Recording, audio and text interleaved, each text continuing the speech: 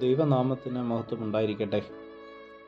ഈ വലിയ നോമ്പിൻ്റെ 18-ാമത്തെ ദിനം ഒരുമിച്ചുള്ള ചിന്തയ്ക്കും ധ്യാനത്തിനുമായി തിരഞ്ഞെടുത്ത വേദഭാഗം അപ്പോസ്തലനായ വിശുദ്ധ പൗലോസ് ഫിലിപ്പിയർക്ക് എഴുതിയ ലേഖനം 1-ാം അധ്യായം 1 മുതൽ 11 വരെയുള്ളതായ വാക്യങ്ങൾ.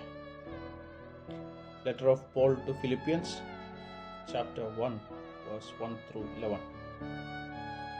ഭാഗ്യവാനായ പൗലോസ് ശ്ലീഹ ഫിലിപ്പിയ സഭയ്ക്ക്, വിശേഷാൽ അവിടെയുള്ള വിശുദ്ധന്മാർക്കും അധ്യക്ഷന്മാർക്കും ശുശ്രൂഷകന്മാർക്കും വന്ദനം ചൊല്ലി എഴുതുന്നതാണ് ഈ വേദഭാഗം. 1 മുതൽ 11 വരെയുള്ളതായ വാക്യങ്ങൾ അദ്ദേഹത്തിൻ്റെ പ്രാർത്ഥനാ മന്ത്രങ്ങളാണ്. വലിയ നോമ്പിൻ്റെ അനുഭവത്തിൽ കൂടി കടന്നു പോകുന്നതായ നമുക്ക് പൗലോസിൻ്റേതായി ചില ഉപദേശങ്ങൾ ഈ വേദഭാഗത്ത് നിന്ന് ലഭിക്കുന്നു. ദൈവത്തിൻ്റെ പ്രതീക്ഷ നിറവേറ്റുക. പൗലോസ് തൻ്റെ 2ാം മിഷണറി യാത്രയിൽ സ്ഥാപിച്ച ഫിലിപ്പിയ സഭയെക്കുറിച്ചുള്ള ഓർമ്മകൾ അദ്ദേഹം ഈ അധ്യായത്തിൽ അയവിറക്കുന്നു. 5-ാം വാക്യത്തിൽ പൗലോസ് ഫിലിപ്പിയ സഭയിൽ ആദ്യ നാൾ മുതൽ തനിക്ക് ലഭിച്ച കൂട്ടായ്മയ്ക്ക് ദൈവത്തിന് സ്തോത്രം ചെയ്യുന്നു. സുവിശേഷ ദൗത്യത്തിൽ തനിക്ക് ലഭിച്ച ഫലങ്ങളായ ഫിലിപ്പിയയിലെ സഭയെ പൗലോസ് അഭിമാനത്തോടെ ദർശിക്കുന്നു. ഓരോ നോമ്പും സൃഷ്ടിയിൽ സൃഷ്ടിതാവിനുള്ള വലിയ പ്രതീക്ഷയുടെ സൂചകങ്ങളാണ്. പ്രാർത്ഥനയിൽ അടിസ്ഥാനപ്പെട്ട സ്നേഹബന്ധം. ഈ വേദഭാഗത്ത് പ്രാർത്ഥനയ്ക്ക് ലേഖകൻ വളരെയധികം പ്രാധാന്യം നൽകുന്നതായി നമുക്ക് കാണുവാൻ സാധിക്കും.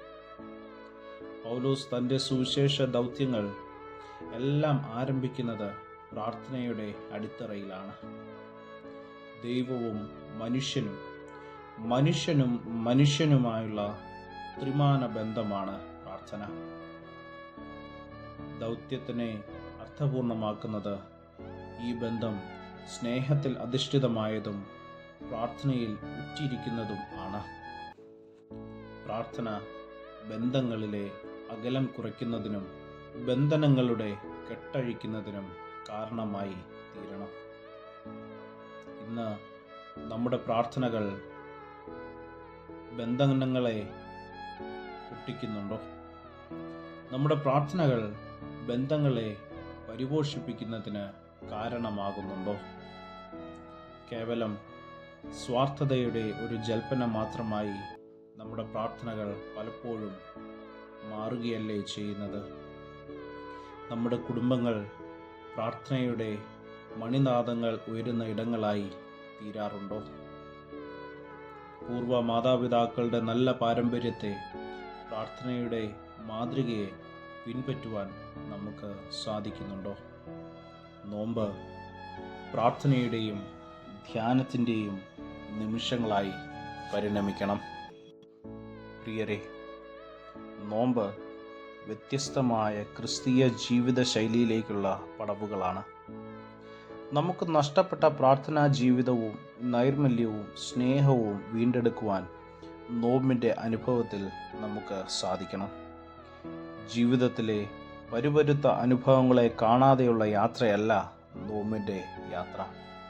മറിച്ച് ദൈവകൃപയുടെ തണലിൽ, കൂട്ടായ്മയുടെ തണുപ്പിൽ, ക്രിസ്തുവിലുള്ള വിശ്വാസത്തിൽ ഈ ലക്ഷ്യങ്ങൾ നമുക്ക് നേടിയെടുക്കാൻ സാധിക്കണം. അതിന് ദൈവത്തിൻ്റെ പരിശുദ്ധാത്മാവ് നമ്മെ ശക്തീകരിക്കട്ടെ. നമുക്ക് പ്രാർത്ഥിക്കാം. ദൈവമായ കർത്താവേ, പ്രാർത്ഥനാ ജീവിതത്തിൽ മുന്നേറുവാൻ അടിയങ്ങളെ സഹായിക്കണമേ. വ്യക്തിത്വത്തിൽ സമഗ്രമായ അഴിച്ചുപണി സാധ്യമാക്കുന്ന ദൈവിക ഇടപെടലിന് കീഴടങ്ങിയിരിക്കുവാനും ദൈവാത്മാവിൽ ശക്തിപ്പെട്ട് ദൗത്യം നിർവഹിക്കുവാനും നിരന്തരം ദൈവിക വെളിപാടുകൾ അനുഭവമാക്കുവാനും ഞങ്ങൾക്ക് കൃപ നൽകണമേ. യേശുവിൻ്റെ നാമത്തിൽ തന്നെ ആമേൻ. സ്നേഹത്തോടെ ജോയൽ അച്ഛൻ.